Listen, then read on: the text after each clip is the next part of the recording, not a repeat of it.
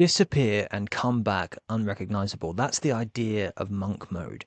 To spend a period of time away from your life, to go into solitude and spend time on inner work, on creating the thing that you really want to do, and don't get distracted by all the normal things in your day-to-day life. And once you've built yourself up to that point, you can go back to your life and everything will be different. I think the idea that when you go back, everything will be different, but still the same, because you don't want the things around you to change, but you want to change. You want different resources. You don't want different opportunities. You want to be able to play a different game in the same confines of what your life is now. So you want to disappear for a bit, then go back, but you want life to be the same. You want the same friends. You want to be doing the same stuff because you enjoy it, but you want it to be a a transcendent experience. You want to make that experience better because you don't want to have all the limitations that you currently have now, whether it's self-confidence or being volatile emotionally or not having enough money or any of those things that are the pains that you're feeling now. You want to go away, and you think this period in solitude is going to allow you to fix those things and then come back to your normal life. Now, I do think that it definitely has its benefits, and having that time alone can really help you to become more integrated, more with a heightened self-worth, to have a new level of awareness that you can move through the world with. But going back to your old situation and everything being the same, but you being different in that arena, I think that's a bit of a fantasy, man. There's the idea that who you spend the most time with is probably the biggest predictor of who you're going to become. And if you think you're going to go back into an old social group and bring up those people, it doesn't work like that. They're just going to pull you back down to their level. When I was younger and I was addicted to weed, I would say to myself, I would make an internal promise, and to my girlfriend at the time, and say, I'm not going to smoke weed tonight. I'm going to go over my friend's house where we hang out, we play video games, and we smoke, but I'm not going to smoke. That's it. I'm not doing it. I'd go down there. This is what would happen, right? I'd go down there. We play Call of Duty or Need for Speed, whatever we're playing, and they would pass me the thing. Right? I can't say the word because we're on YouTube.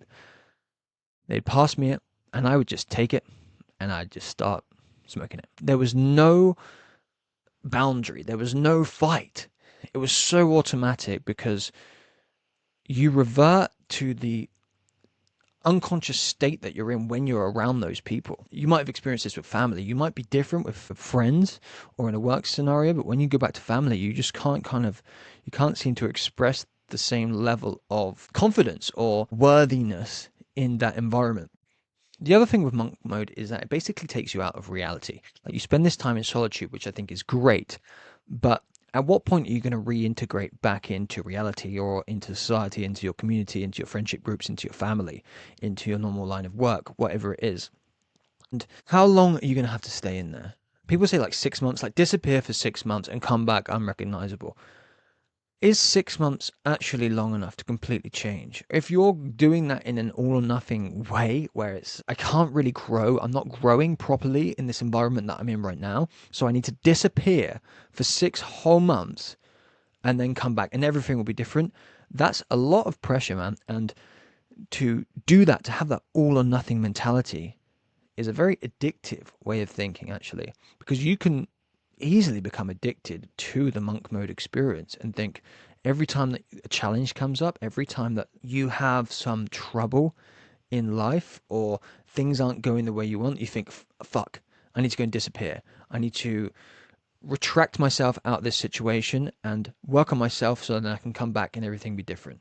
But I'm not sure if that is the best way to deal with things. If anything, you want to do a period of monk mode with the sole intention that you garner and create the abilities, you garner the internal integrity and the practical skills and abilities to never have to go into monk mode again, to create an environment around you that is conducive to your growth. And that's the issue, right? Monk mode isn't going to fix the environment around you. You're just pulling yourself out of that environment and creating your own little habitat, your own little sanctuary for a bit. But real life is still happening. You need to create the ability to be able to go back into your real life and create the environment, create the reality that you want. And a huge part of that is having the right people around you. This has been such a huge thing for me. There's been periods in my life where I have gone into solitude and done a kind of a monk mode period. It's not, monk mode wasn't a thing when I was doing this, but personally, the biggest growth periods is when I've been connected and surrounded by other people that are conducive to my growth, that are supporting my growth, encouraging my growth, guiding my growth. It's not when I'm just like in my room reading books and doing the inner work. That stuff has to happen. But for you to be able to fully capitalize on all the things you learn, you need to expose yourself to different environments, because different environments bring up different reactions in you. They trigger you in different ways. And you need to be triggered to be able to transcend limitations within you. You need to try things. You need to go and have certain conversations. You need to be confronted by other people and other things and other obstacles in the world for you to be able to actually transcend those inner obstacles within yourself. So if you're going to do a period of monk mode, the reason you'd want to do that is to deal and spend time. So the reason you'd want to do a period of monk mode is to deal and spend time with your own self, creating enough internal integrity that you can go back into your life and actually create the environments around you that you know are good for you.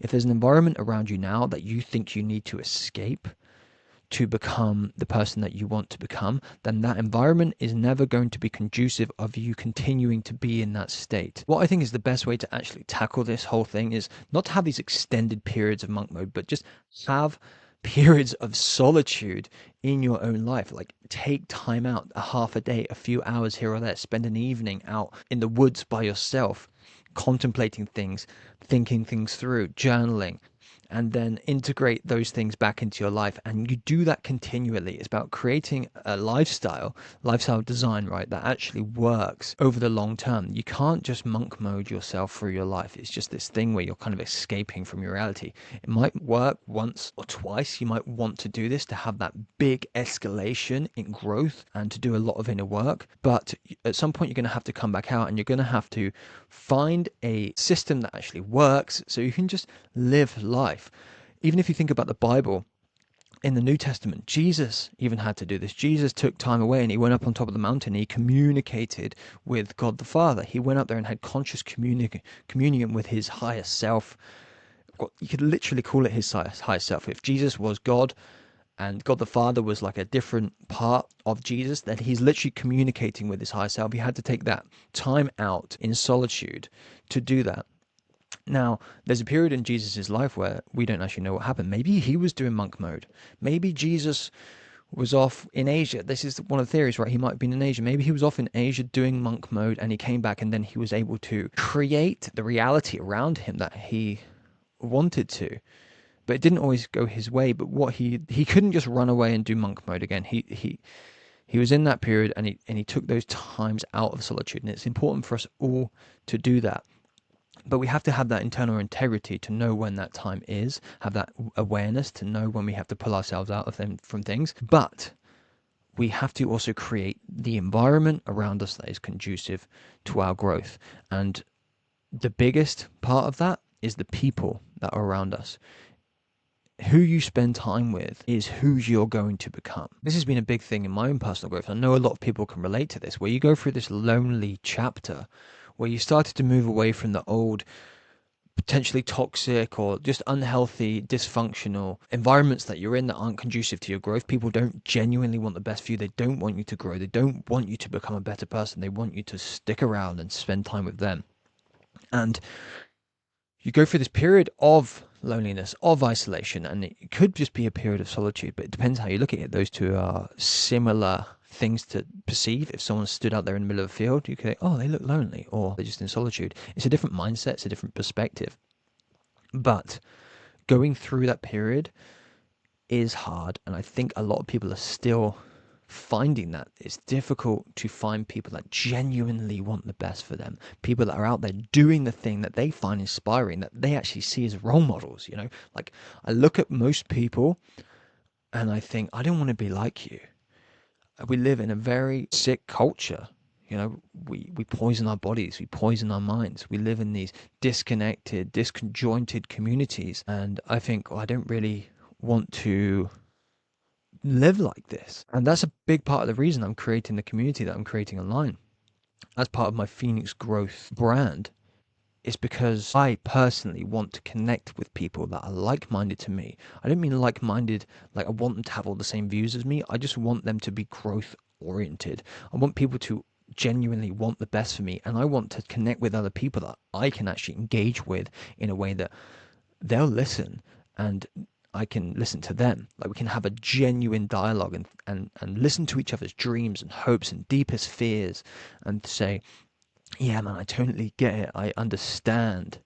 I can reflect on that in my own journey, in my own life too. And that's why I'm creating this Phoenix Growth community. It's launching on the 20th of December.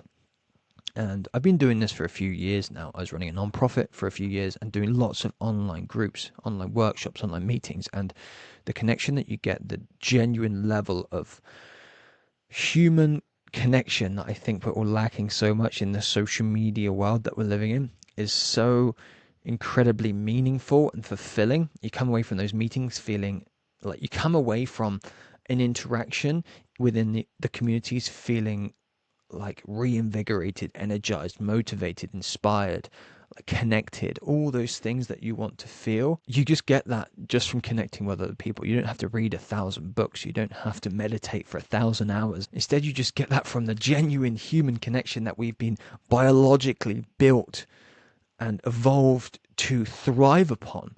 We're deeply, deeply social, connected beings, and we need that human connection. Some people are more social than others, but we need that conversation. We need the emotional connection to where people actually understand us and people can relate to us and we can relate to other people. So if a community like that is something you are interested in, I'm going to put the link for the community in the comments below this video.